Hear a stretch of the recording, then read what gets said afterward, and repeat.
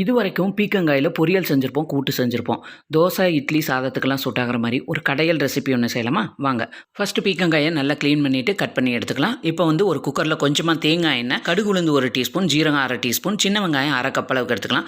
கொஞ்சமா கருவேப்பிலையும் எடுத்துட்டு, சின்ன வெங்காயம் பாதி வதங்கினதுக்கு அப்புறமா ஒரு 5 பல்லு பூண்டு தட்டி போட்டுட்டு, ஒரு 3 தக்காளியும் கொஞ்சமா உப்பும் சேர்த்துட்டு, தக்காளி சாஃப்ட்டா வேகட்டும். வெந்ததுக்கு அப்புறமா ஒரு 1/4 டீஸ்பூன் பெருங்காயத்தூள் ஆட் பண்ணிக்கலாம். இது வீடியோல கட் ஆயிடுச்சு. அதுக்கப்புறமா பீர்க்கங்காய் ஆட் பண்ணிட்டு 1/4 டீஸ்பூன் மஞ்சள் தூள், 1/2 டீஸ்பூன் அளவுக்கு சாம்பார் தூள், அதாவது குழம்பு மிளகாய் தூள் அரைச்சி வச்சிருப்போம் இல்லையா அது. அதுக்கப்புறம் காய் மூழ்கிற அளவு தண்ணி விட்டு ஒரு 2-3 விசில் விட்டு நல்லா வேக வச்சு எடுத்துக்கலாம். இப்போ கடையிறதுக்கு நான் மண் கடாயில் தான் செய்கிறேன். அந்த காயை வந்து தண்ணி இல்லாமல் காயை மட்டும் எடுத்து இந்த மண் கடாயில் சேர்த்துட்டு ஒரு 4 பல்லு பூண்டு மறுபடியும் தட்டி பச்சையாக சேர்த்துக்கிறேன். அதை வந்து நல்லா ஒரு 3/4 பதத்துக்கு கடைஞ்சி விட்டுருங்க. இப்போ நம்ம காய் வேக வச்சு அந்த மீத தண்ணி இருக்கு இல்லையா, அதையும் ஆட் பண்ணிவிட்டு கடைசியாக மல்லித்தலையும் தூவி நல்லா மிக்ஸ் பண்ணிவிட்டு ஸ்டவ் ஆஃப் பண்ணிடுங்க. காயை வந்து ஒரு 70% மட்டும் கடைஞ்சி விடுங்க. அப்போ தான் சூப்பராக இருக்கும். வீடியோ பிடிச்சிருந்தா சப்ஸ்கிரைப் பண்ணிடுங்க.